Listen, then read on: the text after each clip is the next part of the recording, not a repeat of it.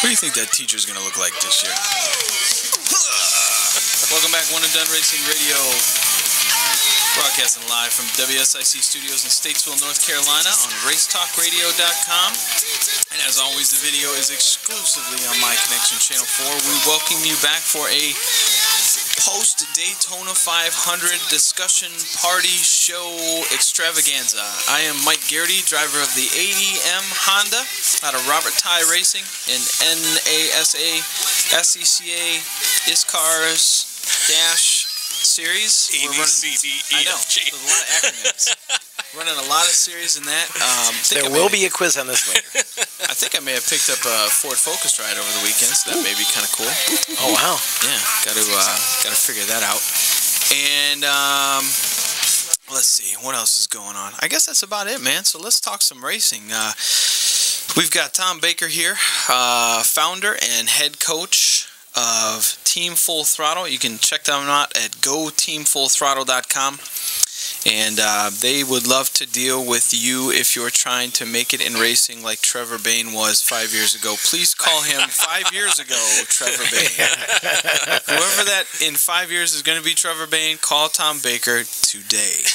Also, if you're in a pool or some sort of a NASCAR online, fantasy game, and you want to know who's going to win every week, you can just call me as well. Because I picked Trevor Bayne on this show last Monday night. Thank you really? very much. Yes, I did. No, you didn't. Yes, I did. Are you serious? I told you to bring in the clip. Okay. Did you think I was joking? We'll be right back, guys. Out of this scenario, an underfunded, underrecognized team win this race. Can that happen? It can. I would like to see out of this scenario an underfunded, underrecognized team win this race. Can that happen? It can. You think? I look at Travis Kvapil, who qualified 20th, and I say front row's got a shot to win their first Daytona 500, and I just think that would be such an amazing thing. But I think we do have the potential for an upset with a guy like Mikey Waltrip setting the fastest time in the Bud Shootout. You look at that and you say, okay, I mean... But was that because of Tony Stewart, or was it because weren't the two of them... Correct. Yeah. I mean, so... But that's what I'm saying. Yeah. If you're so Tony that could be Stewart, totally random. If you get shuffled out and you're Tony Stewart and you just end up behind, call it David Gilliland in front row. Right. You're going to use that car. You don't care what car it is. I think Mark Martin is a guy you're going to have to watch on Sunday. And I'm going to tell you another guy. No, I agree. I'm going to tell you another racer. And if you say Jimmy Johnson, I'm going to turn your mic off. No. Trevor Bayne. How cool finish or qualifying third? Trevor Bayne. How cool. And Trevor is very intelligent. Mm-hmm. Trevor's not going to go out and overdrive the car and purposely. Now, I'm not saying that something won't happen, but it's not going to be because Trevor did something stupid. Well, Trevor's going to respect the situation. Trevor's going to win the 125. I'm telling you, Trevor's going to win the 125. It wouldn't surprise me. All right, we're back live here. Apparently, I thought he was going to win the 125. Tom thought he was going to win the whole thing. Tom wins the pool. Very good.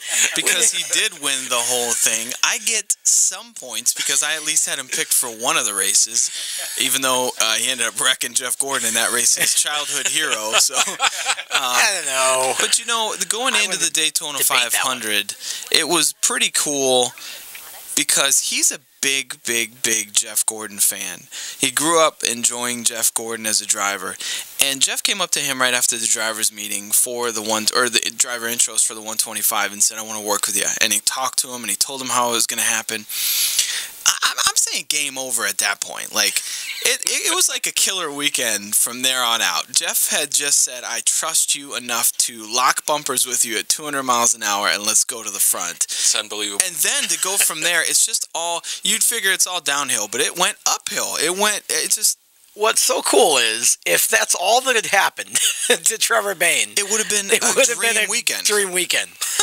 And then he goes out and runs well in the 125. He goes out and runs well in the nationwide race. Yeah. And then he goes out and wins the 500. Absolutely. Top 10 in nationwide. Figured out some drafting. Showed everyone he was good to go.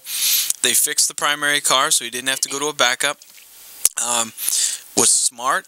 Made it through a couple wrecks. And at the end of the race, he beat 3 really good veterans behind him. And won the Daytona 500.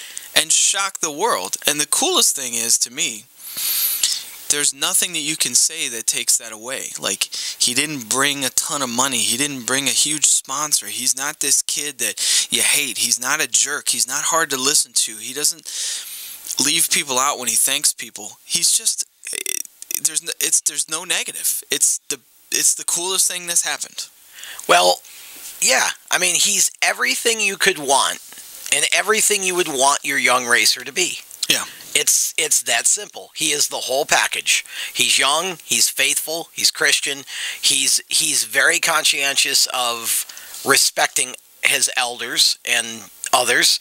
He's an excellent race car driver, and he's very intelligent, and the camera just eats him up. Absolutely. Some stats about Trevor. This is Trevor's second ever Cup race. His first Cup race was at Texas for the Wood Brothers, and he finished top 20. Right. Almost 17th. Top 15. Yeah. 17th. So he was top 20, finished the race, which we actually all talked about on the show here and said that was a win for him.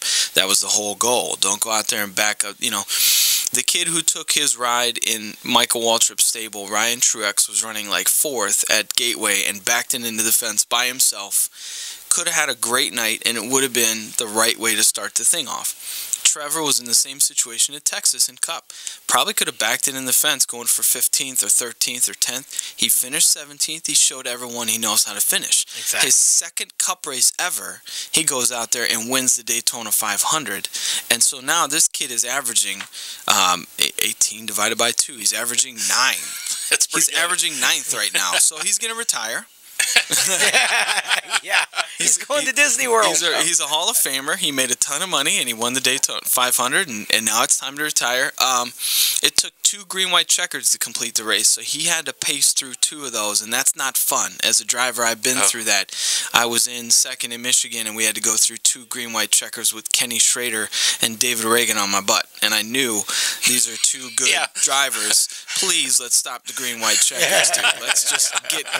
I want to see the checkered, and that's it. Put it in that perspective. What do you figure was going through Trevor's mind?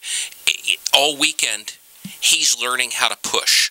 So his best case scenario is he's coming in second because he's learning how to push Jeff Gordon and David Reagan and whoever was necessary. So and he really was, and he even said that in the interview. Like, I expected to be. I was planning my move coming off 4, being in second place or being in 4th place, whatever the pusher was end up being. Exactly. He didn't expect to be in the lead. So, for him, it was kind of this uncomfortable situation where he's just sitting there looking in his mirror going, I know I'm going to get past. At least I led laps. It's probably all these things going on in your mind. Well, at least I led what was laps. he thinking? Well, at least I put on a good show. This wasn't his plan. He was going to be behind somebody. I didn't wreck. At least the Wood Brothers will like me Something still. tells me he didn't have a spare second to think any of those things you're saying now. It was like, oh no, oh no, oh no. That's basically what that was. And he saw Carl coming and was just like, ah. And just reading all the quotes. Well, first, going back to what happened with the double green-white checkers and everything. This was the 5th win for the Wood Brothers in the Daytona 500, but really the first modern era win.